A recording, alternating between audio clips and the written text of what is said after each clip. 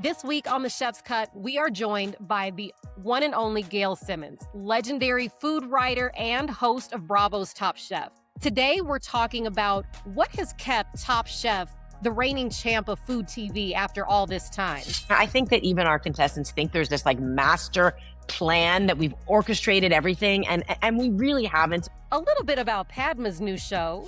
By coincidence or not, we'll never know. It premiered the same week that we did. And a walk-in confession that almost derailed filming this season. My face was black and blue for like the better half of 2 weeks. Joe and I want to take a minute to say thank you to everybody in our Chef's Cut Nation. We never imagined that we would have reached #1 for U.S. food pods so soon, and that is only because of your support. The #1 thing that you can do to continue to help and support is put in those rates and reviews wherever you're getting your podcast. Thank you, guys. Gail, thank you so much for joining us. We are so excited to have you here. I'm thrilled to be with the two of you. This is like prime quality time for me that I never get. So thanks for inviting me. Gail, I wanted to know, because this is something that a lot of people wonder about, because Top Chef is this massive juggernaut. It is an institution. It's the #1 cooking show. When you joined, because you've been with Top Chef since season 1, when you joined, did you realize that it was going to become such an institution?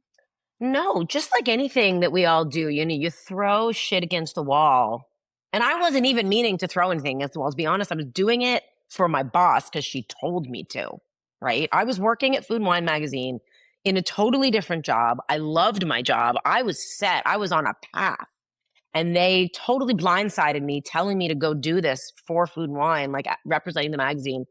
And the premise was you go for 3 weeks to San Francisco, you shoot this like silly little thing, and then you come back to your life and like life continues.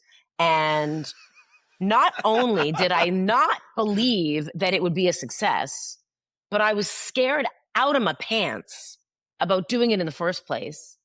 When we sat down, episode 1, season 1, I sat beside Tom Colicchio, introduced myself to him, not because we hadn't met before, but of course he was just like, sorry, who are you? And I had to reintroduce myself. I was actually very close friends with his assistant at the time, but I had met him several times as like the god of food that he is. And we sat down together, and my first question to him was like, so why are you doing this? Like, I know why I'm doing this because I was told to do this by my bosses at Food and Wine. And truthfully, like, I have nothing to lose because no one knows who I am anyway. Worst case scenario, I make a big fool of myself because this show flops and I just go back to running the Food and Wine Classic in Aspen, which, by the way, was the best job ever. And Tom told me how he had, turned down the show many, many times. And finally, they convinced him to do it on a bunch of contingencies, that he could be an executive producer, that he would have a say in making sure that it was about real cooking and chefs who, were really aspiring to be at the top of the industry. He was like, I'm doing it because he was doing so well in New York, but he was like, my buddies, we go to these food festivals and my buddies like Bobby and other people have lines around the block and no one outside New York knows who I am. And I need to run my business and it's a promotional tool for me, right? But if this fails, we're all going to be screwed. And we weren't worried about it failing. We just figured no one was going to watch it. What we were really worried about was our industry, right? And that fellow chefs, colleagues, journalists would make fun of us, would criticize us, and would hate it. And here we are, 23 seasons later. I mean, It really like redefined television, not just scripted, non-scripted, cooking, not cooking. It really was like a category redefining show in the television space in general, like food aside. I think so. No, I think so. There's been a number of moments. Making this show. It's hard to have perspective, in ways, even though you guys have been in the depths of it, you now have a bigger perspective because you've now done other shows. I mean, I've made lots of other shows, but not in this genre, right? Like I don't make other cooking and competition shows, and I probably never will. Although you never say never, right? But it's hard to have so much perspective when you're so sort of like in the trenches of it all the time. But I do think there have been moments obviously many moments, defining moments over the last 20 years where we've kind of stepped back and said like, wow, we never knew this would happen. We just kind of plotted ahead and listened to our audience and listened to our producers and listened to our chefs, our contestants, and our guest judges and shifted and evolved. And I think what the show has really done best, it has been making changes over the years, not being stuck in what we think the show is supposed to be, but adapting it to what we think the show can be and who the show needs to honor. And we're so incredibly proud. You two are like the poster children. But that, I think, is the biggest thing that has defined our show, is just the extraordinary talent pool that we saw, that we casted, and that came out the other side. And now, like, the economic impact of the show on our industry, the number of restaurants that have opened and books that have been written and shows that have been made and products that have come out, podcasts that have been aired, this all contributes to making the world a better place. It does. It gives chefs a platform. It gives us a space. It gives visibility. It's helped people keep restaurants open. It's helped people start new businesses. Like, it does so much. And that's the point, right? Like, that is at its very base, like, what's the point of Top Chef, right? Is to discover talent and give a platform to chefs who otherwise wouldn't get the exposure to take that next step on the precipice of their careers, right? Like, we caught the two of you, let's say, as examples, at a moment where you were like on the brink of whatever it was that will make you like a chef with capital C. I mean, not that you weren't before, but you were running someone else's kitchen before, right? But I was before. by definition a chef with a lowercase c walking into that. The thing about Top Chef is, like, I feel like it was the first show where it wasn't just, there was the Iron Chefs and that of the world, but it wasn't like, Top Chef was the first one where it was like, you got to know the chefs. I try to imagine in my mind the first person pitching it. They're like, what is it? It's like, you're like, Iron Chef meets Real World. Right. And like, right. we're going to put them all in a house together. And like, and it's like, I think, again, it's all those things in restaurants and most businesses, right? Where, like, in retrospect, you're like, yeah, this is the greatest idea ever, but it's a wild one to pitch. Right. But like, we're going to throw a bunch of chefs. Who in that conference room made the call? I mean, I do know who made the call. Her name's Lauren Zelaznik, and I worship her. She was the president of Bravo at the time. But really what the pitch was, which I think a lot of people know, but maybe not, wasn't Iron Chef meets Real World. It was Project Runway for food, because they had just finished making the first season of Project Runway, and they knew they were onto something. But Project Runway, at the time when it was, its first several seasons on Bravo, it wasn't owned by Bravo. And so they made it and bought the format, but they didn't have complete control over it. And they were like, okay, this is an amazing format we have landed on. Let's figure it out for like the other pillars of what Bravo does best. And it was actually because of the Queer Eyes. The original Queer Eye for the Straight Guy had the Fab Five, right? The fashion guy, the food guy, the interior design guy, the hair guy, and the culture guy. And those became like the original 5 pillars of Bravo when it shifted from being like an arts network to a pop culture network. And so they did Project Runway, and that was the fashion. And they said, okay, let's spin it off and make the same thing, this format, but for food.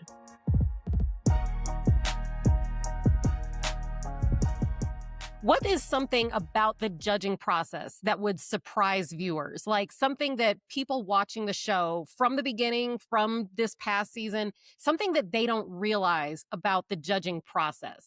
I mean, a number of things, and I'm curious if I say these things, if you will know these things, but most of it you will. I think people don't know how long the judging process takes. Yeah. We have shortened it considerably over the years. I mean, there were years, even before you two were on, that the judging table alone took 7-8 hours. Now it's about 3 to 4 hours, sometimes more during the finale. But, it often takes much more than that. But it takes much longer also, most importantly, because we have really long conversations.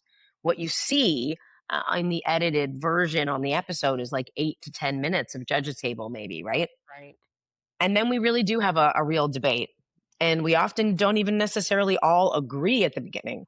But the reason it also takes a really long time is because during that debate, when we are just deliberating and figuring out who wins and who goes home, we all at the end have to agree with each other. It has to be unanimous. And if there is still one person who's an outlier, yes, there's like a majority rules. Tom, as head judge, can have the veto power if it's needed, but I can probably count on one hand of the hundreds of challenges when that's actually had to happen because we can't come to a decision. Wow.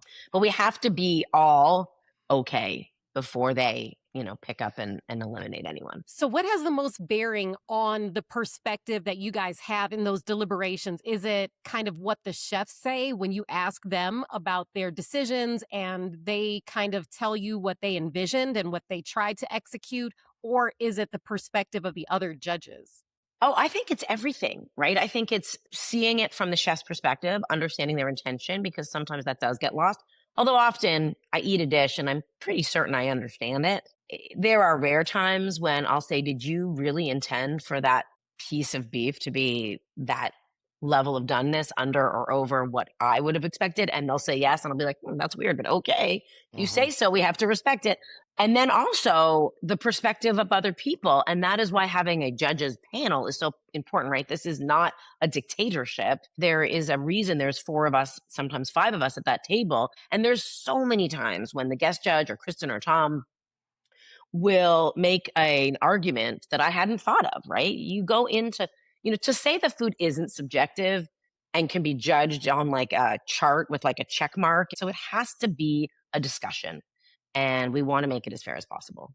Yeah, I thought that blew me away the first time I got to judge with like how robust that conversation was. And it made me feel good. It's like somebody who came through the show. I was like, oh good. wow, like, Yes. you know what I mean? Like they're really thinking about this. They're really going back and forth. It's not just like, yeah, that was all right. Like, what do you think? Like, it's okay. It was like long debates. And like, I remember like, the first time I did it, I was so nervous. And that was like the great thing, like great, working with you. It's like, you're so natural at making people feel comfortable in any way, shape or form, whether it's like meeting you in person, but also I think like for us chefs, me and like Kristen have talked about this is like, this isn't what we set out to do. And I know it wasn't what you set out to do either, but like you've been doing it so long and it seems you make it seem so effortless.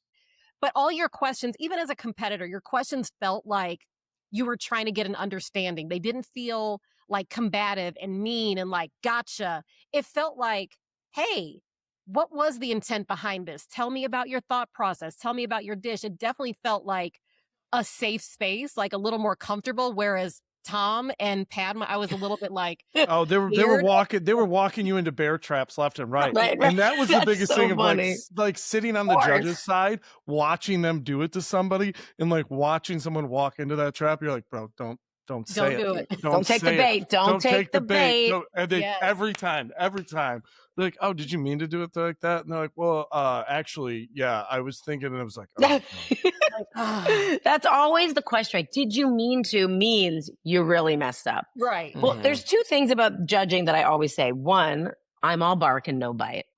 But the other thing is that as much as we do spend a lot of time and take it very seriously and want to make sure, thanks to Uncle Tom for, keeping us on track with this, that like we do want to have a real conversation about food. We want to honor our chefs. We want to be constructive in our criticism. We're not trying to tear people down. It's not about us and grandstanding. It's really about making you better, figuring out the answer and giving, pushing you forward.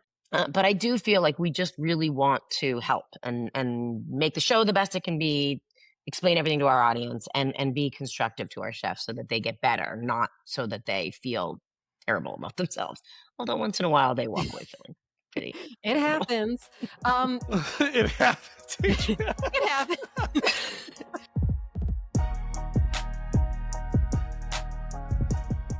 Gail, what do you think about that format of cooking competition shows? Do you think that it actually gives you a really good perspective of a chef's skills, or competing itself is its own specific skill set? Both? Question mark. I think both. No, I really do believe both. I think there are some chefs sometimes, and we say this often and talk about this often, on the scale of great chefs, you can be a great chef and a great cook, but you have different methodologies. So there are some chefs who are incredibly talented, but the way that they cook is not conducive to a competition. They aren't, a chef who can cook spontaneously on the fly, think about something, commit to it, and go. They need to tinker, play, develop. So if that is your way of cooking, regardless of how incredible you might be, a show like Top Chef might not be for you. Just because you don't do well on Top Chef does not mean you're not a great chef. It just means that that day or possibly that format is not where your skills do their best or really shine, right? You have to be pretty fast on your feet and really able to make a decision and run with it without looking back at all every time, right? Because there's just no time in that kitchen to Yeah, second guess yourself. And that's where people get in trouble, right? And that doesn't necessarily have to do with anything. Yeah, it's also such an endurance game of like, you got to do that Absolutely. It's and a then do it mental again, game. and then do it again, and then do it Yep. again. And then do it again with your hands tied behind your back, upside down, blindfolded. Right. That's our favorite trick. At 15,000 feet of altitude. I love that, like, people study the show now. Like, they study it. They have Yeah. enough seasons, there's 23 seasons now under the belt to, like, go back and study and see what makes it successful, because some chefs, like, you get there and you're like, "Wow, you're so good at this." Whereas, like, if you're an overthinker or you need to, like you said, tinker with stuff, you're gonna spin out. Yeah, you're gonna spin out. And everybody does. Everybody does. There's always a few chefs every season who do. That doesn't mean that they're not great when they're in their own kitchens doing their thing, right? But here's a question for you that brings up for me. Like that it is very true, and we've come to be very cognizant of it now that 23 seasons later, really Buddha was who made us realize it, right? That Buddha literally grew up with the show, like 20 years of watching Top Chef. And at the time that Buddha came to us, let's say it was 17 or years of his watching Top Chef. So he had 18 seasons to study, plus all the spin-offs and the format. And he came to us as like I don't even know the word, like a fan fanatic, right? He knew everything. He knew more than I did. He remembered more dishes than I did, more challenges, more contestants. Like when Buddha came on, that was like a turning point because it made us realize like the way that he studied the show like a football playbook, right? Gave him an advantage. But that's my question for you. Like, do you think that if you just study from your couch something, did you think it really does give you an advantage? Because then you step into that kitchen and you still have to perform. Like, do you think knowing the show or what you knew of the show before you came on made a difference? Joe, did you practice at all? Because I didn't watch. I was at work for the whole Oh, previous I time. know about you, Adrian, because I saw you in that kitchen, and I'd like to say that I forced them, not forced them, they were excited, but like I was one who was like, who is that? And she needs to come with me. Oh, I remember when you came to the restaurant one day, I was still at Red Rooster there. I'd already left Le Bernardin and I Yeah, knew who you you're were. registered. And you came into the restaurant and I was like, oh my God, that's Gail Simmons. Well, I've got tables here. So like, I've got to focus on service. You were very busy. You did not look me in the eye. I In a You good didn't, way, in a you chef didn't even way. do it. You didn't even do a Gail Simmons table touch. You didn't go out there. Oh, I I wasn't at the table. We shook I was, hands we were across the shooting path. something. Okay, Yes, okay, we shook hands. okay. About it. Sorry, Marcus sorry. introduced us, and I promptly was like, who the hell is that? I need to know more about that woman. And is she interested in Top Chef season? Like I was And then very I much got there and on the focused. very first challenge, sliced my finger open. Very first challenge. Nobody was looking. I like hit it, went to the back and like wrapped it up, put a glove and finger cot on. And then we're sitting at the table on the first challenge and I was right by Gail and my glove is like filling up with blood. Finger is just bleeding into the glove. And my hand was like kind of shaking. And Gail looked at me. She was just like covered the microphone and was like, "Are you okay?" I was like, "Oh, that was so sweet." I remember You're that. like, We no, all I'm not, ate but each other. I'm just gonna keep Yeah. going. Yeah, I was like, "No, Don't I'm mind fine, me I'm fine." fainting in the background. Right. Meanwhile, like the whole bottom of the glove was like filled with blood. It was insane. So I knew that you didn't know much about it because we forced you into it, Marcus, and the team forced you into it. But like, Joe, like how much did you study? So not much, and I didn't realize like our season there were people who really studied, and I think it's kind of almost like analytics in sports, right? Where they like measure everything, and they're like, if you do all Yeah. this, like it should work out, and it's like it should, except like if some team that makes no sense gets hot and just starts, like ripping the ball, and so it's like when we got there, I remember after our first day in the kitchen, there were people who got back to the house and they were like drawing the layout of the kitchen and like planning their lines of how they were going to move through it. And like, like before I went, the only person I talked to, and like some of them were like, oh, I talked to, Michael Voltaggio, and he told me like, write all your recipes down, bring a blank notebook. And then when they take your old recipe book away, write down as many recipes as you could think of right away. So you have them written down. But nobody told Good me advice. that. I didn't think of Oh. any of that. I brought like this is like how poorly I planned it. What I brought with me was a book of foraging wild herbs and vegetables in the Rocky Mountains. And I was like, That's so sweet. this is gonna be Yeah, you got clutch. this. This is gonna What be a so waste of a clutch. book. This is just That gonna is be amazing. I'm like, this is gonna be such an advantage. Like nobody's gonna see this coming when I'm foraging. Like, not that I've ever foraged anything anywhere in my life. But I was like, I'm gonna have like this challenge is gonna come up and I'm gonna forage some wild herbs.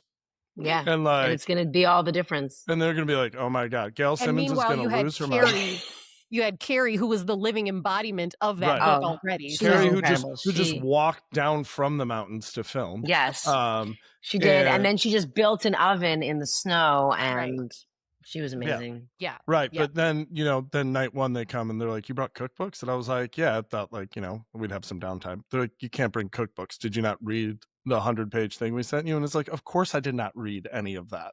The only thing I knew was like I needed a pastry recipe. So I showed up with one pastry recipe that I had memorized. And that was all I have. But I was like, all right. But like that's an example, right, of the fact that like you were just the right kind of chef for the show, right? Regardless of how much you studied. Like what I would love to know, which we'll never know, is if Buddha, for example, hadn't done all like written a playbook for himself and studied it so thoroughly, would he have had this? Is he that kind of chef? Or did he just do so much like prep work or people like him, right? Like it's just interesting because I think you have to be one or the other. But if you're neither, if I don't even know. I don't know how you prepare. And I will say that the common thought when you leave our kitchen is always like, that was so much harder than it looks on TV, right? Obviously it's harder, but I think you just don't really understand. So how much can you prepare? Like even people who do write schematics of the kitchen and figure out every detail in theory, when you get there, like how much can you really prepare? And because I think when you get there, you really don't know what we're going to throw at you, especially because there are so many factors in place that make every season so much different because we're not a studio show. Like, yes, there's a kitchen, but you're only in that kitchen not even half the episode, right? Quick fire and prep, if that.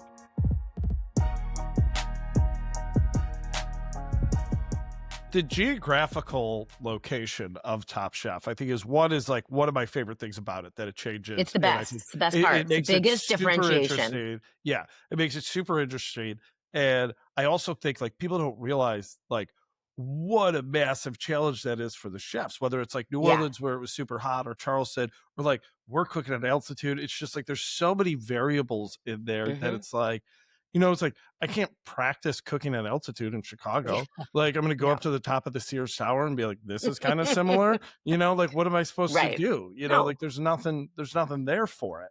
So it's like there's so many wild variables with it. But that's what I think like it makes it so exciting and fun. It's not a controlled little lab experiment. Right. It's a lot of it, like when you talk about Buddha, like measuring every little thing, right? And it's like that works when it works, but sometimes it's like, hey, you're on a mountain in 3 feet of snow, like dig a hole and figure it the fuck out. Yeah. That's what I mean. Like those are the things that you could never anticipate or plan for that I think are what make Top Chef what it is. Because every season you're in a new place, new circumstances, and we spend as little time as we possibly can in the kitchen, right? The whole point is to really do a deep dig into the place, the geography, the population, the culture, the immigration pathways, the local ingredients, and what makes this little corner of the world unique, right? And I think actually this season in Charlotte, it's really taken to a place I didn't anticipate because on the surface I was like, we're going to Charlotte. I don't know. It's like it's a lovely mid-sized city, but what's the culture there? What are we going to really discover and be able to show the chefs? Is there enough? It's always our question. And what we found was like, so surprising because we weren't doing in the obvious place, right? It's easy to know what you're going to get when you go to LA, New York, Chicago, San Francisco, like all the big food cities. But the fact that now we've done all of that and we're moving to places that are more regional and unexpected, I think actually it makes it more interesting. Is there a dream city that you guys have not filmed in yet that you would love to do a season in? Oh my God, there's 10,000. I mean, I'm gunning for Tokyo. No one's listening to me. International seasons are huge and very, very difficult. And we've only been able to do really one fully international season. We often go abroad for the finale, but, Tokyo is my dream. We did not I don't get to think go abroad for our finale, so I know I'm just gonna put you that out there. didn't, but we did move you around. I mean, I don't know. I think Telluride was super cool when we were there, and then we went to Aspen. That timing was just because of what it was. We Yeah. were ending in Aspen, which made so much sense.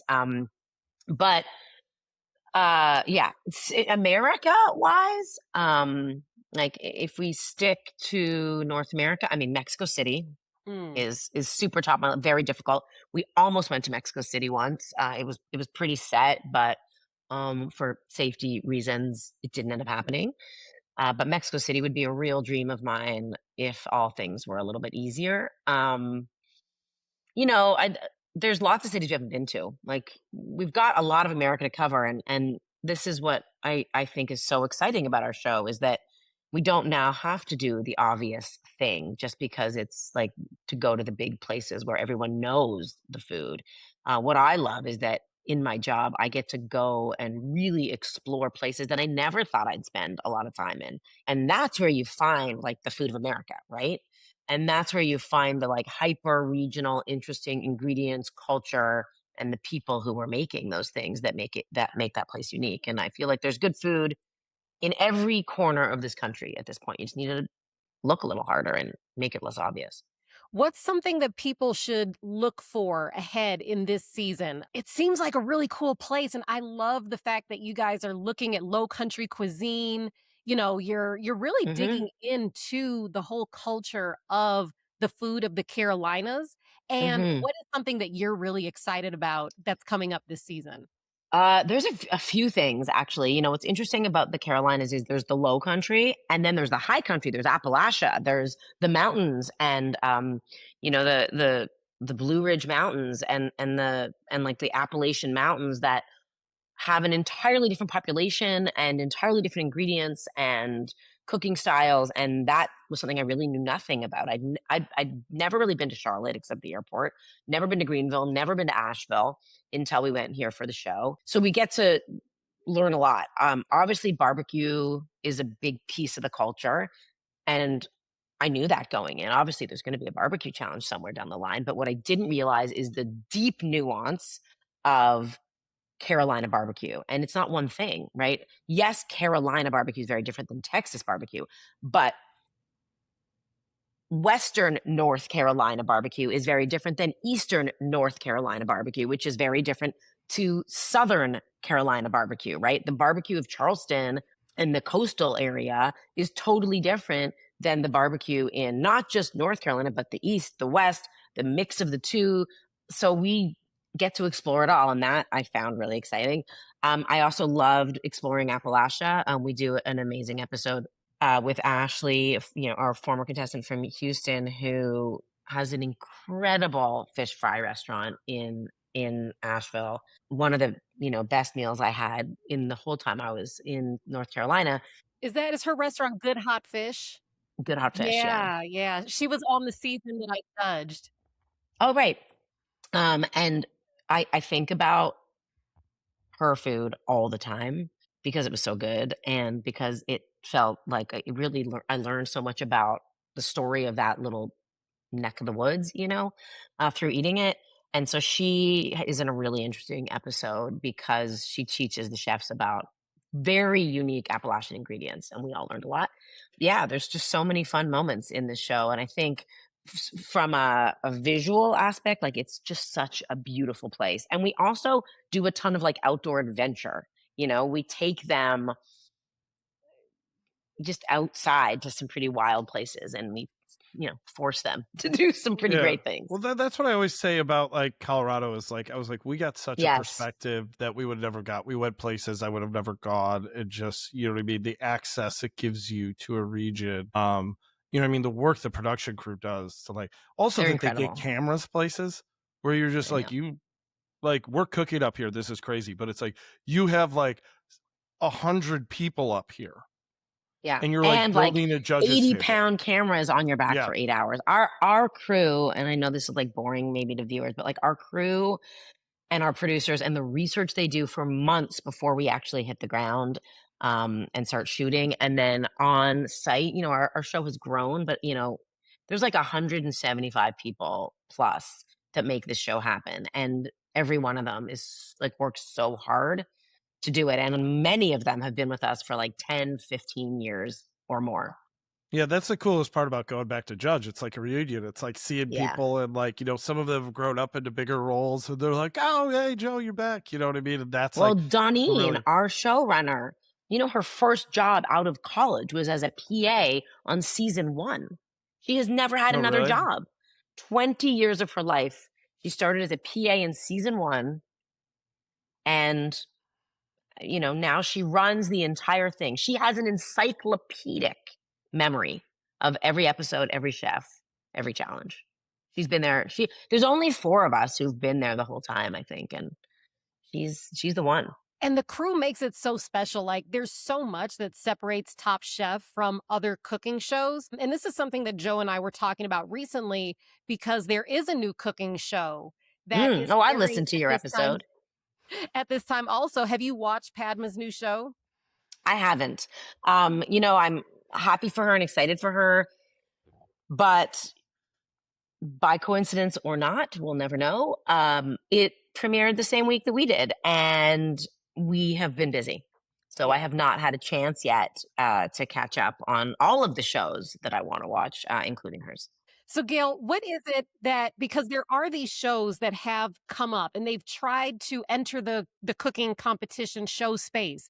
Nobody can quite match what Top Chef does. What is it that keeps it so special and keeps the show on top after all these seasons?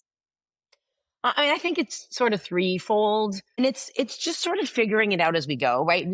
I think that even our contestants think there's this like master plan that we've orchestrated everything, and we really haven't in a lot of ways. So much of it is just about chemistry and letting the season go where it takes you because you cannot anticipate. It's reality. Those challenges are real. Those locations are real.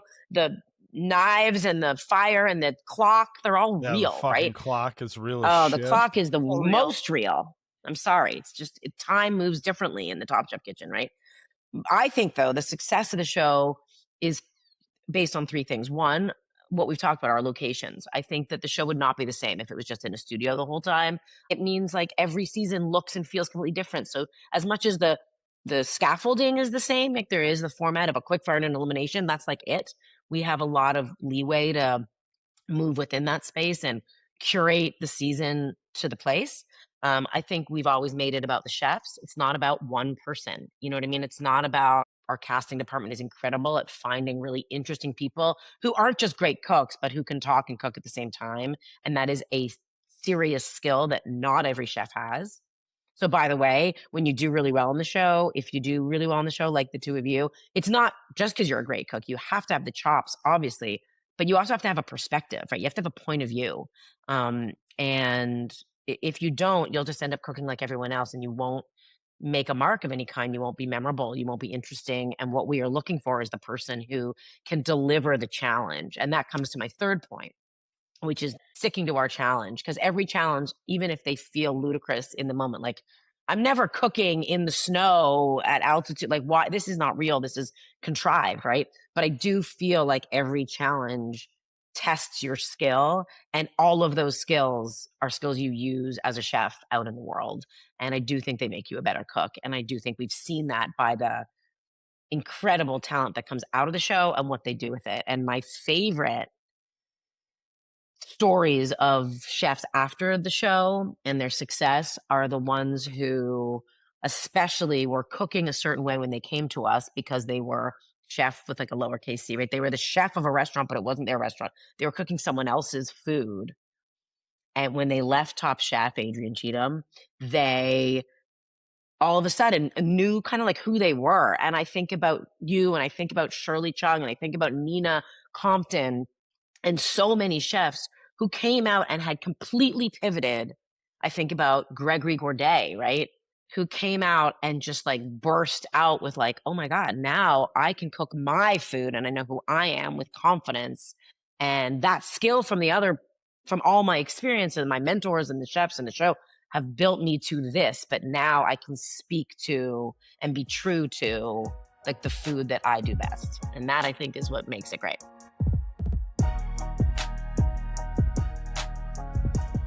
One of the things I got to say, I watch, I think is really funny is when you go back and you watch these shows with chefs who competed on them, how like we're still all have the same reaction. Like we're still there. It's like when you're watching the judges table, waiting for the shoe to drop. It's so stressful. I was in Florida when one of our episodes came out, Age, and I was watching it with Lindsay Autry because we were doing an event together. Like Lindsay Autry there, and I think Sarah Grunberg was there, and they were watching the judges table. They had nothing to do with it. They weren't on that season. It was my season. And like I could hear both of them at the same time being like, oh yeah, like just you'll never like sleep soundly again. All came rushing back, and I couldn't believe it. And now I find myself doing it when I watch, a season of Top Chef, and it's like you're sitting there at a judges table, and it's like, and even sitting on the judges side, I'm like, Kristen says the same thing. Yeah, Kristen says the same thing, and I want to apologize publicly for the trauma that perhaps you endured.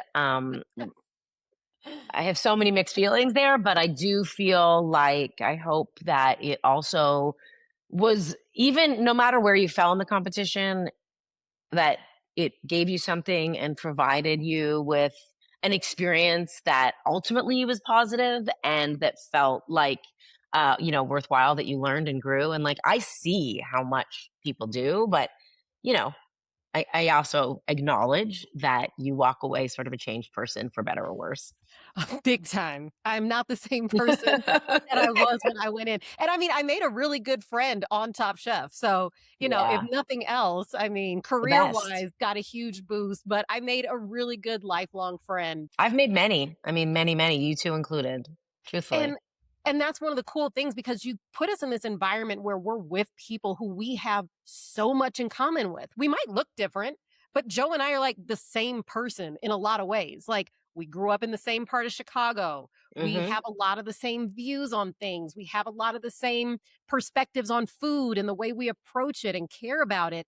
And I think like that's such a cool part of the Top Chef experience, and kind of something that really sets it apart too, because you help us build this camaraderie through the judges tables. Like somebody's on the bottom and hopefully there's somebody backstage giving them a pep talk, Yeah. I think that like you can't underestimate the power of the relationships that people build on Top Chef. Like us aside, every season, the chefs walk away with this kind of band of friends, this class that they came in with. And it's like you kind of go through the war together and you come out and you're never the same, but only these people have experienced this moment with you. I hear from chefs every day, contestants, about how like, their seasons group chat just never ends. And and what I love is seeing you all in the world doing things together. Like obviously you guys have a podcast. That's a very substantial thing, but at the same time, chefs who are just like going to each other's restaurants and cooking and doing pop-ups together. And, we went to the James Beard House 2 weeks ago, because Tristan, our latest winner, part of his prize is cooking at the James Beard House, doing his own dinner. And we walked into the kitchen, Tom, Kristen, and I, for the dinner, and 3 people from his season and a chef from this season who also works for Marcus Amos, and Tristan worked for Marcus Amos, are all his sous chefs.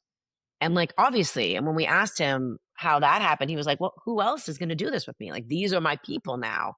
And I can't do anything without them. I need them in my life. They're my support group. They're my safe place. And they're the people who know me the best. And I think that's like an incredible outcome, sort of an unanticipated outcome of the show. We didn't plan for that. We didn't plan for a lot of things, but we didn't plan for those deep relationships. And I think it's really powerful. I will say I went and I cooked at the James Beard House after I won, and Adrian showed up for me, not to help at all, but she did show up. She did show up. Things at you. No, she showed up with a case of beer and hung out in the kitchen and drank beers with us while we cooked. So that was also wildly helpful. Also I what was You know you like, what I need mean? sometimes. I don't have my knives, but I have a pack of Yeah. beer. I think So I think I have Yes. a picture of Adrian standing at the James Beard kitchen holding a case of High Life, when she showed Well, up. we know It we was love the like high life. yeah. We right. feel So good it about the was high like life, Joe. but yeah, those connections, I mean, are so deep and they're so special. I remember like, Balud was one of our judges and then like seeing him Yeah. after that and like he like recognized me and I was like, "Oh my God, Daniel Balud knows who I am. This is Yeah. crazy." Like it's just it's such an incredible thing you all have created. You say like, "Oh, I hope the good outweighs the bad." I mean, the good massively, Yeah. I massively think so. outweighs I think so. We all wouldn't be all the here. like fun little trauma we have from it. You know what I mean? Yeah. But that's Yeah. the trauma is Thanks. important to bond us as well, Yes. and so I think you can't have one without the other. And I think it's like it's so good that it's had such staying power because it's really genuine, and it's Yeah. genuine because of because of you. Top Chef is one of the first times that even a chef, if you've got your own restaurant, it's one thing, but it's the first time you're really representing yourself Yeah. as a chef and you don't have anybody to hide behind. Like you can replicate recipes that you did at this chef's restaurant or things that you Totally. did here, but you have to sell it, you have to own it, and you have to believe in it. So you're not necessarily able to lean on other people's food anymore. And it's hard. It is hard to say, like, I have a clear vision when you only have like snippets of a vision of what the food would be. What's the overall narrative Right. you're trying to create? And it is a hard place to build it, but it is a really exciting thing because it kind of forces you there, whether you're ready for it or not. And ultimately, you're better for it. And we can sniff it out very quickly. Like we're not trying to, but if you make it 3, 4 challenges in and you don't have your own point of view, it becomes very obvious, right? If you're cooking someone else's food or the food of another restaurant, or you're only really relying on, the same thing over and over again. That's the point of what makes our challenges and our location so important that you can't hide for that long. Everyone has to be out in the end. And I think one of the things like you nailed, Gail, is like what makes it so special is like the casting. They're so good at finding Amazing. those people, And that has like at nothing the to do with right me or Tom or at Kristen, by the way. at the right point in their career to be like, you're like right there. You're not Yeah. established yet, but you're like right there. And like this is, and they get, you know what I mean? They find so many of those people, they're so good at it. And then I think, you all, Tom, Kristen, you like, then you give them the platform to say, like, okay, you're right there. Now we're giving you the opportunity. Yeah, Mike's in level your up. hand. Mike's in your hand. What are you going to say?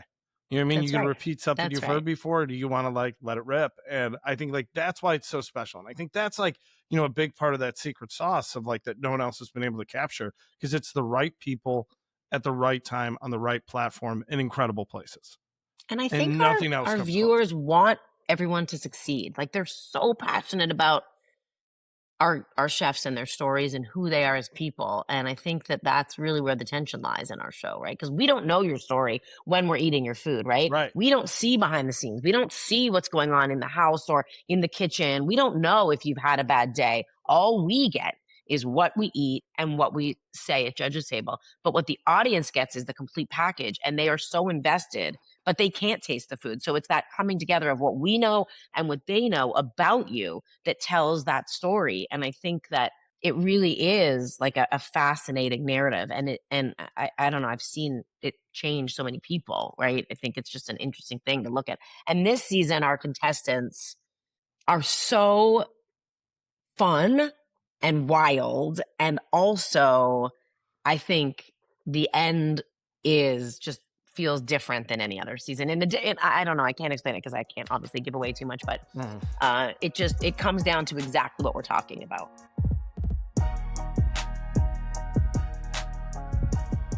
We do kind of want to talk about Gail Simmons as a food expert because you had a whole career before Top Chef and you didn't just, magically appear out of the Truth. ether and start, being like the head judge / host and everything on Top Chef.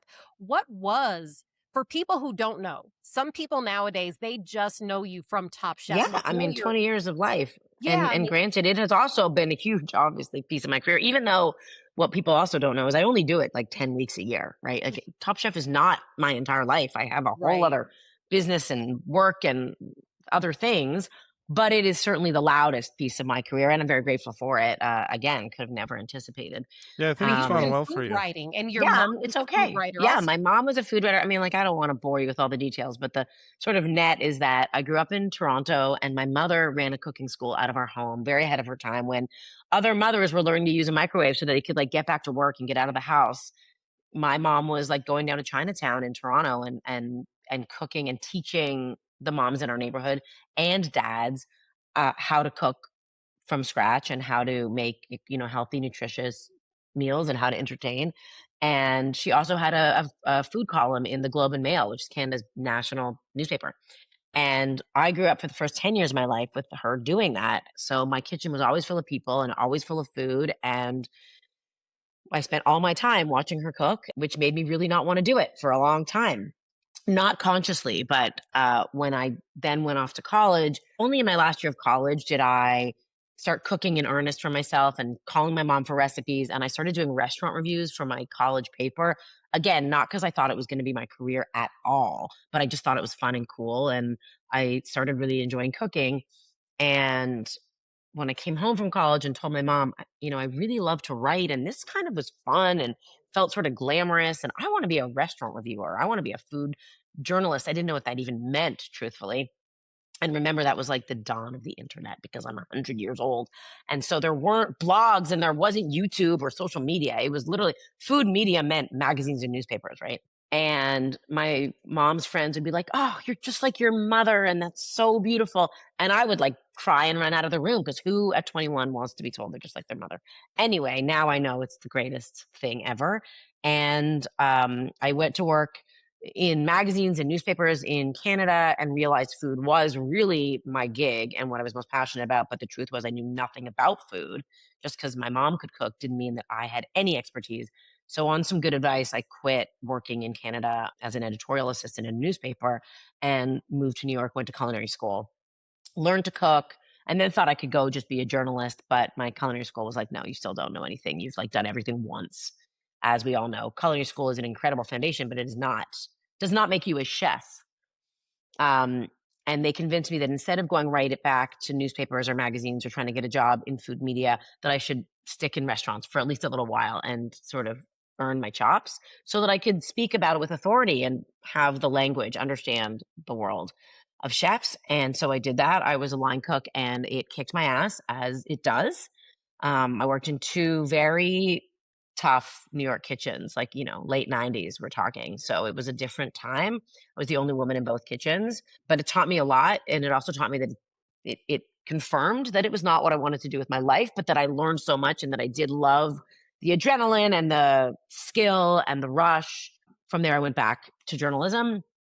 I worked for Vogue, for the food critic for a couple of years, and then I went to work for Danielle Boulou for 3 years. I worked for him in marketing and PR and events and wrote books with him and opened restaurants with him and really felt like I got like an MBA from him, in the world of restaurants. He is just the greatest, as we know. And from there, I went to Food and Wine magazine. And it was about a year into my time at Food and Wine, I took over running the classic in Aspen, and Bravo came to us and said, "Hey, we have this idea for a show. If you help us learn the world of chefs and food and give us part of the prize, we will let one of your editors be at the judges table representing the magazine." So they sent me on like a silly little screen test. I had no idea what I was doing, and I've been doing it ever since. Yeah, I mean, I studied journalism in undergrad and Right. then went to culinary school because my mom was like, you have to go to real college first, and then still wound up in a kitchen. But there were always people who separated themselves. And as a food journalist, I fucking loved that you actually had real kitchen experience. Yeah. Like so many It was food rare. journalists hadn't had that. So I you think it's even definitely more were. rare now, actually, because Yeah, Yeah. now you can be a influencer and not really have any experience except your own kitchen. And that's not to say that right. they don't do great things. It's like a different mentality. No, that's a way different. Like, I mean, you line cooked in New York in the late 90s. Oh my Like, God, that's it was like so hard. legendary. Yeah. You know what I Yeah, mean? it was That's like fun. so cool. And I think that's like why, it's always so, your perspective's so good and it's so genuine, but it's like because it's like you legit lived it. You know what I Yeah. mean? And I think Well, that's and why I it's so have like a special. reverence, I think, for it. Like I do Yeah. really understand it. I'm not a chef, and I never claim to be. I am not a chef, but I live among them. And so I feel like I understand language. the kitchen and I speak the language and I do feel comfortable in the kitchen. Although sometimes I get really nervous when I actually have to cook in a kitchen and I'm like, wait, I totally forget how to do this. The other day I had to do something with Tom and Kristen on camera for like a segment, and we were making an omelet, and all of a sudden I forgot how to roll a French omelet, and I'm like, wait, what is happening? It's just because Tom's like breathing down my, and I was like, Right. oh, this is what it feels like. This Yeah. is what it feels like Yeah. to be on Top Chef. We Yeah. both know that feeling very Yeah. well. Where it's like, Yeah. I swear I know how to do this. Yes, and Tom's like, so what are you making? And I'm like, Jesus, Right. you know, They're don't like, do a walkthrough right now. Mind your business, Tom. All right. Right. Like, Yeah. I'm very busy. Gail, that's funny because Joe and I were actually talking about this yesterday. This is something that we were curious about. If you were going to cook in a Top Chef challenge, what challenge would it be? Oh God, I would never, because I am not a chef. Again, I'm not a chef. No, But, but if you there if are you had definitely to do challenges one- that I'm like, this is fun. I wish I could be there. Right. I don't know. I always want to say that I really want to always get in on the outdoor open fire challenges, because they just look so great and so crazy. You know, bury a bunch of root vegetables in the ash. That's what I'm always looking at and being like, I want to do. That's the stuff that gets me excited. I don't know. They're fun. You know, that's what I think. You got to go out of your comfort zone. I like being in places where it's not controlled. But that doesn't mean I'm going to be successful at it either.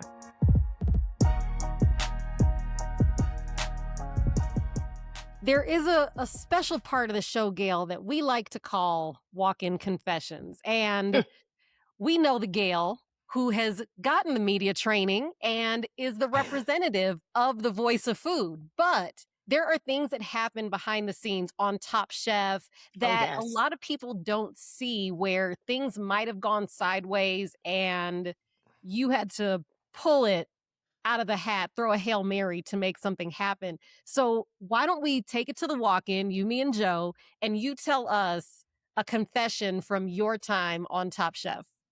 Oh my God, just the three of us, right? It's a safe space. Yeah, Well, this yeah, is just just us. There are so many things that go wrong when you are making reality television and you cannot anticipate. Obviously, you guys know. But personally, I'm going to tell you something that I've never told anyone yet. I knew it would probably come out at some point this season, but I feel like this is the right place to get ahead of it. And that is that before like the third or fourth episode of this season, so I don't know where we'll be when this pod airs, but it is right around now. You'll notice that I do 2 or 3 episodes with big, thick glasses on. And you're going to have to let me know what you think of the look. But the reason behind it isn't just because I was trying to be fashion. It was because we had a weekend off and my kids came in, and Jeremy, my husband, and we took a little weekend road trip to Asheville. And we pulled up to our hotel the day we arrived. And Jeremy went into the hotel to check us in, and I was with the kids in the car taking stuff out of the car, but we had to move the car because it was parked in like the valet spot. So I walked up onto the sidewalk to look down the street to see if there's any parking spaces. And I can't even tell you exactly what happened, but I missed. It was a very high sidewalk curb, and I missed the curb, flew forward. And what was at the other side of the sidewalk was a giant boulder, like a decorative rock. And I fell face first into the rock and smashed my face in. When I say smash my face in, I'm not exaggerating. There are before and after pictures. I don't know how I didn't break my nose, smash in my jaw, break my cheek, lose an eye. Like, it was so bad. I landed on my face. I couldn't block it. Like, never even got your hands out. Never. One hand got out. It was scraped down, but it was nothing compared to the face. And my kids were in the car. I started screaming. Jeremy thought I was hit by a car because he just heard me screaming. Ran outside. I took my hand off my face and my hand was covered in blood. I was like, what did I do? What did I just do? Like, are we calling an ambulance? Am I going to the hospital? I had to be on camera 48 hours later for the next episode. This was a 48-hour break from shooting. I called the show. I ended up being okay. Like, I didn't break anything, amazingly, but I had one total black eye, one partial black eye, scrapes down my face from sliding across the rock. It was horrible. And so I I had to call our production and operations manager, producer, Pat Schmiedeman, and be like, Pat, I've kind of hurt myself in my face. And I'm like, these are the moments you need insurance. I mean, they have insurance, obviously. And I was fine. And it miraculously healed. The doctor on set was incredible and gave me this awesome medication, topical medication, and it did heal. But I was like swollen. I mean, seriously swollen. And my face was black and blue for like the better half of 2 weeks. Oh my. Yeah, so that happened. There was a thing. But you know what? Also, my makeup artist was incredible. Tara, who I've been working with for many, many years. Oh, yeah. I called her and I went to see her, and she ordered this like prosthetic makeup, like the kind of makeup they use for like special effects makeup, because she didn't know, like, how are we going to cover this to put you on camera? And she, snapped into action, and we did okay. We'll see. I haven't seen the cut of those episodes yet, especially the one from that next day or 2 days later. It was wild. Like, I can't. I'm so lucky that I didn't seriously break my face. Yeah, yeah, I mean, that was bad. Your face looks great today. Yeah. So It's totally fine now. It's totally fine. Like, it was totally fine after like 2.5 weeks. Like, there was like a few little things that took a while to go away, but like. Holy well, we'll see how it looks, but I'm going to have to come out with the truth, because I'm sure, even though they did an incredible job and they were like, my hair, that will be forward, and all, they tried their best. All the cameras understood the super the emo assignment. gal, it's just all over like I'm the gonna one side of your face. It's like early no 2000s. close-ups. Yeah. Yep. Like, literally one of my eyes is basically shut for like 5 days, and we'll see how it all plays out. Holy shit. But it's the truth, and at least I got a good story for it. Yeah. Between the makeup, the editing, the wardrobe, and the camera angles, I'm sure if you hadn't told us, nobody would ever know this happened. Well, let's see. Because now the people who listen to the Chef's Cut are going to know, but no one else is going to know. And let's see where it plays out, and if people notice that something is going on. People are going to think I had like plastic surgery or something. I don't know. It's wild. No, you're just like, I just go hard. And everything I do. You know what I mean? Like, you should see The Rock. Yeah, you should see the other guy. The other guy. Destroyed. Yeah. That's, oh my God. Gail, you tough as nails. It was bad. It was bad news. Also, that is like the most line cook mentality, like old school line cook mentality you have, that of like, I just smashed my face. What about work tomorrow? I can't call off. Really fine. Can't call off. You know what I mean? Cauterize it on the cooktop and keep working. I'm on the schedule. I'm working. You know what I mean? Like, nobody's covering my shift. So like, I gotta show up. But it's like, that's the shit. Oh God, it was in the most messed up way, and I don't. Not my best way. I know, not my best day. But like, I am. There's a weird, probably not healthy part of me that's so impressed with that. Yeah. Well. Avoid rocks with your face. The Gail Simmons PSA. That's the takeaway. Gail, thank you so much for joining us. There was so much we talked about and so much we couldn't even get to, but that just means you'll have to come back and join us another time. And I'd be happy to. You guys are the best. Thank you, and congrats on the success of the pod. Whew. All right, that is it for this episode of The Chef's Cut. Be sure to subscribe wherever you're listening, especially if you're watching us on YouTube, where you can find full-length videos of every episode. And be sure to follow us at The Chef's Cut Pod on IG. For Joe Flam, I'm Adrienne Cheatham, and this has been The Chef's Cut, Life Beyond the Pass.